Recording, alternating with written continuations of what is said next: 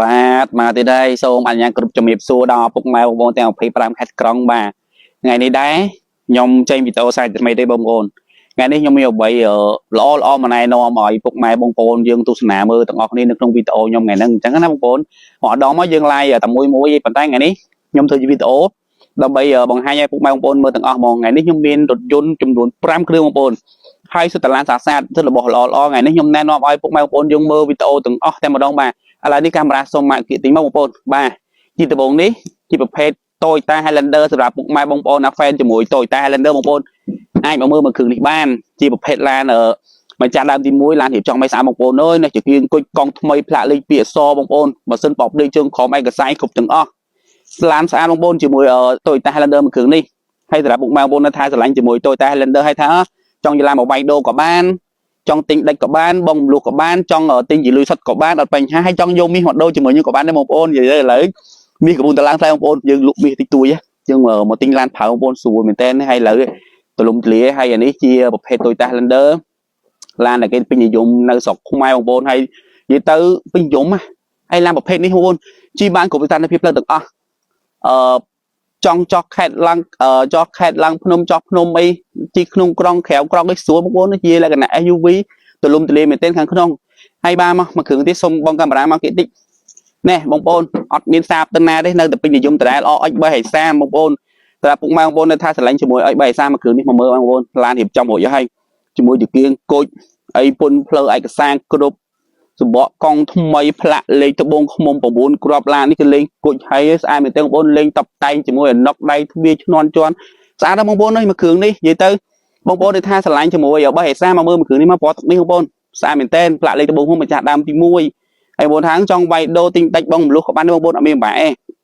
េមកជួយខ្ញុំផ្ទាល់និយាយទៅមកសិក្សាមកខ្ញុំផ្ទាល់ស្រួលមែនទែនបងប្អូននៅចិត្តនៅឆ្ងាយមកបាទហើយមកចូលមកគ្រឿងទី2នេះស្រីសបងប្អូនឆ្នាំ2004ម្ចាស់ដើមទី1បងប្អូនផ្លាក់លេខវែងហើយស្រាប់សបកកង់គុជព្រៃម៉ាស៊ីនថ្មីព្រៃអបលេខថ្មីនិយាយទៅថ្មីទាំងអស់បងប្អូនដល់បងប្អូនថាស្រឡាញ់ជាមួយ330មកមើលមកមកគូនេះមួយណាក៏បានដែរបងប្អូនឡានស្អាតទាំងអស់សបកកង់ម៉ាស៊ីនអបលេខជើងក្រុមខ្ញុំធានាជូនប្រព័ន្ធភ្លើងអេមែនទេបងប្អូនទំនើបមែនទេសម្រាប់បងប្អូនថាស្រឡាញ់មកទិញដាច់បែកដូរបងមលុះអត់អីបងប្អូនស្រួលមែនទេមកជួបខ្ញុំផ្ទាល់បាទហើយមកគ្រឿងនេះទៀតជាមួយ Toyota Prius បងប្អូនពណ៌ដែលហងសុយហើយបងប្អូនថាចង់បានព្រុសតម្លៃក៏10000បងប្អូនមកមើលមួយគ្រឿងនេះមកចាស់ដើមទី1គាត់លេងគុជហើយផ្លាក់លេខក៏ខ្ពស់ឯកសារគ្រប់លេងកាមេរ៉ាលេងអីរួចអស់ហើយសបកកង់ថ្មីមកជុំហើយឡាននេះខ្ញុំកាត់បានបងប្អូនពីឈ្មោះម្ចាស់ដើមខ្ញុំអត់ទាន់បានលាងសម្អាតទេបើមិនជាបងប្អូនមើលត្រូវខ្ញុំលាងសម្អាតជូនហើយសម្រាប់ពុកម៉ែបងប្អូនថាចង់សាងក៏បានដែរតាក់ទងចូលឆាតមកខ្ញុំនឹងសាងក៏បានបងប្អូនណាតម្លៃសាងក៏បានអត់អីទេសម្រាប់ពុកម៉ែបងប្អូនថាចង់បានព្រុសបាទហើយមកគ្រឿងទៀតកាមេរ៉ាបន្លែបងប្អូននេះកាមេរ៉ាបន្លែឆ្នាំ2002បងប្អូនណាស្រីម៉ៅខ្មៅក្រឹបបងប្អូនអើយឡាននេះស្អាតណានិយាយទៅអត់មានសាបទៅណាបងប្អូននិយាយរួមឡានបញ្ជួដែលខ្ញុំឡាយមកប្រាប់បងប្អូននេះគឺសំខាន់គឺស្រុកខ្មែរយើងកំពុងតែពេញនិយមបងប្អូនអត់មានທາງសាបទៅណាថាជីសេរីទៀបសេរីខ្ពស់សេរីចាស់អត់មានបងប្អូនឡានដែលថាកំពុងតែពេញនិយមនៅក្នុងស្រុកខ្មែរយើងបងប្អូនហើយឡានដែលខ្ញុំឡាយទៅនេះគឺជាប្រភេទឡានស្អាតហើយខ្ញុំធានាphânភាគជូនអត់បុកអត់ប៉ះអត់កាត់តបស្ងប់ដូរពណ៌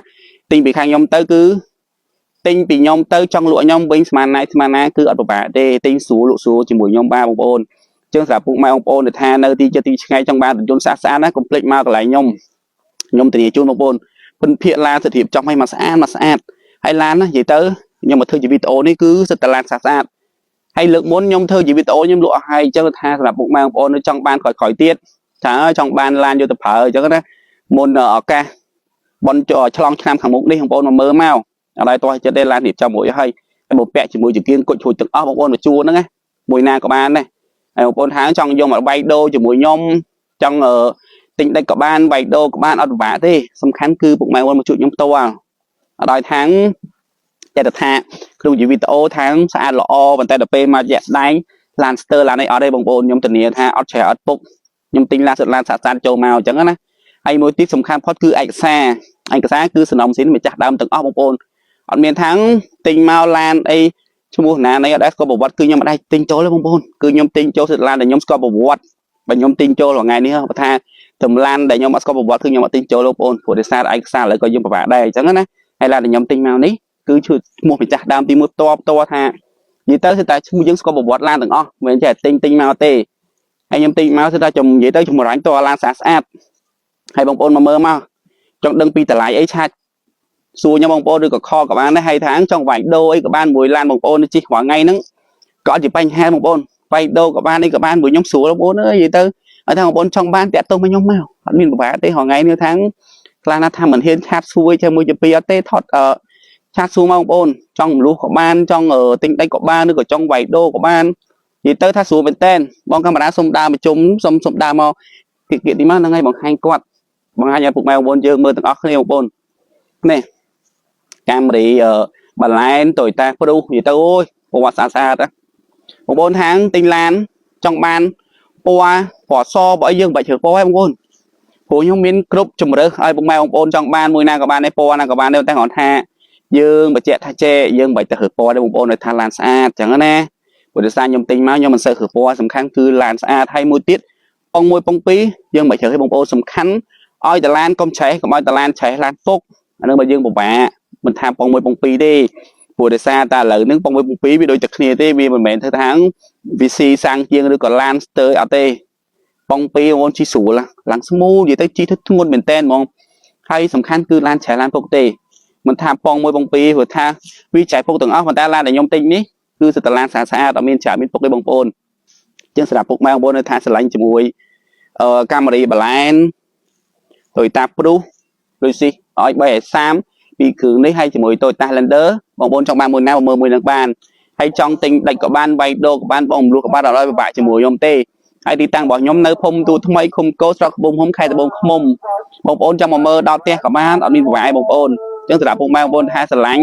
ជាមួយតាឡានខ្ញុំឡាយទៅបញ្ជូននេះបងប្អូនកុំភ្លេចឆាតដល់ខ្ញុំបងប្អូនណាឆាតមកសួរពីតម្លៃខ្ញុំនឹងប្រាប់ពីតម្លៃទាំងអស់បងប្អូនអត់ឲ្យបងប្អូនពិបាកទេចឹងសម្រាប់ពុកម៉ែបងប្អូននៅថាស្រឡាញ់ជាមួយឡានដែលខ្ញុំធ្វើជាវីដេអូឲ្យពុកម៉ែបងប្អូនយើងមើលទាំងអស់នេះចាំឆាតមកបងប្អូនឆាតចូលឈ្មោះខ្ញុំមកឬក៏ខលសួរខ្ញុំមកអញ្ចឹងណាហើយកាលហ្នឹងវីដេអូខ្ញុំមានតែប៉ុណ្្នឹងបងប្អូនសម្រាប់ពុកម៉ែបងប្អូននៅថាចង់បានកុំភ្លេចឆាតសួរខ្ញុំមកបងប្អូនហ្នឹងហើយអរគុណសុខសប្បាយទាំងអស់គ្នាបងប្អូនជំរាបលា